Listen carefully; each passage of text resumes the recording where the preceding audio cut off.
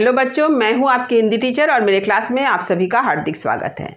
बच्चों, हम लोग फणीश्वर नाथ रेणु द्वारा लिखित तीसरी कसम शीर्षक कहानी को पढ़ रहे हैं। आज मैं तीसरी कसम कहानी के उद्देश्य को लेकर आप सबके समक्ष उपस्थित हूँ। हमेशा की तरह सारी बातों को लिखकर प्रस्तुत कर रही हूँ ताकि आपको समझने में कहीं कोई दिक्कत ना हो। तो एक महत्वपूर्ण बात कि इस कहानी से संबंधित 2 वीडियो मेरे चैनल पर अपलोड है। पहला कहानी का सारांश और दूसरा कहानी के शीर्षक की सार्थकता। तो जिन बच्चों ने इस वीडियो को नहीं देखा है वे डिस्क्रिप्शन बॉक्स में जाकर लिंक को क्लिक करके पूरे वीडियो को देख सकते हैं, क्योंकि मैंने डिस्क्रिप्शन बॉक्स में इन दोनों वीडियो का लिंक दे दिया है। इसके साथ ही साथ जो बच्चे मेरे चैनल पर नए हैं वे चैनल को सब्सक्राइब जरूर कर लें ताकि आने वाले हर नए वीडियो का नोटिफिकेशन आपको तुरंत मिल सके। आने वाले समय में तीसरी कसम कहानी से संबंधित 2 महत्वपूर्ण प्रश्न, एक हीरामन का चरित्र चित्रण और दूसरा हीराबाई का चरित्र चित्रण जल्द ही अपलोड होने वाला है। तो चलिए इस कहानी के उद्देश्य को आरंभ करें। तो चलिए आरंभ करती हूँ आज का यह वीडियो। देखिए, उद्देश्य फणीश्वर नाथ रेणु द्वारा लिखित तीसरी कसम एक आंचलिक कहानी है। लेखक ने इस कहानी में ग्राम्यांचलों यानी फरबिसगंज, चंपानगर और खरहैया का विशेष रूप से चित्रांकन किया है। इसके साथ ही प्रेम की भाव प्रवणता को पूरी तरलता के साथ व्यंजित किया है।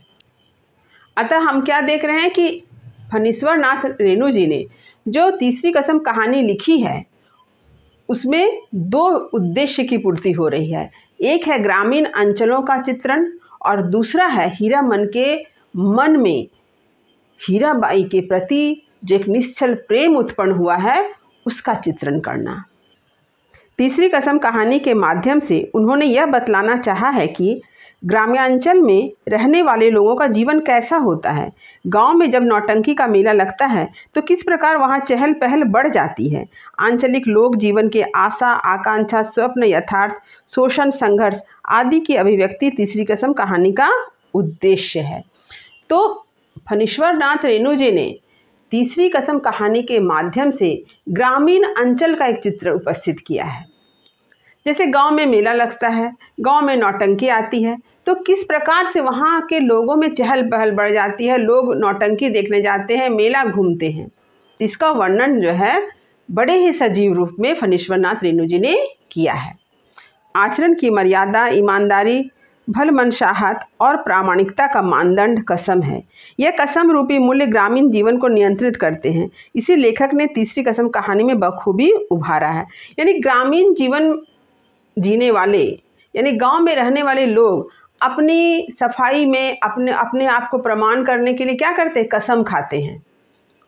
वे देवी देवता की कसम खाएंगे, अपने पुत्र की कसम खाएंगे। तो इस तरह से कसम खाने की मानो एक परंपरा ही है गांव में। वे अपने आप को साबित करने के लिए कसम खाते हैं। इस बात को फणीश्वर नाथ रेणु जी ने बड़े ही सफाई के साथ, बड़े ही सुंदर तरीके से इस कहानी में दिखलाया है कि किस प्रकार हीरामन भी क्या कर रहा है? कसम खाता है। तो ग्रामीण अंचल में ये बात बहुत ही सहज है कि लोग जो है हर बात में खुद को प्रमाणित करने के लिए, अपनी ईमानदारी को साबित करने के लिए क्या करते हैं? कसम खाते हैं। कहानीकार फणीश्वर नाथ रेणु जी ने कहानी के नायक हीरामन के मन में नौटंकी में काम करने वाली हीराबाई के प्रति निश्चल प्रेम को प्रस्तुत किया है, जो हीराबाई के संसर्ग व सौंदर्य तथा कला के अभूतपूर्व संयोजन से उत्पन्न हुआ है। तो ग्रामीण जीवन का चित्रण तो करना फणीश्वर नाथ रेणु जी का उद्देश्य है ही। इसके साथ ही साथ हीरामन जो इस कहानी का नायक है उसके मन में हीराबाई के प्रति जो नौटंकी में काम करती है, जो प्रेम उत्पन्न होता है, उसका भी बड़ा ही सुंदर चित्रण किया है। हीरामन को तो यह भी ज्ञात नहीं होता है कि वह किन क्षणों में हीराबाई के प्रति इतना अधिक अनुरक्त हो गया था। हीराबाई के सानिध्य में बिताए पल हीरामन के जीवन के अमूल्य निधि बन गए थे।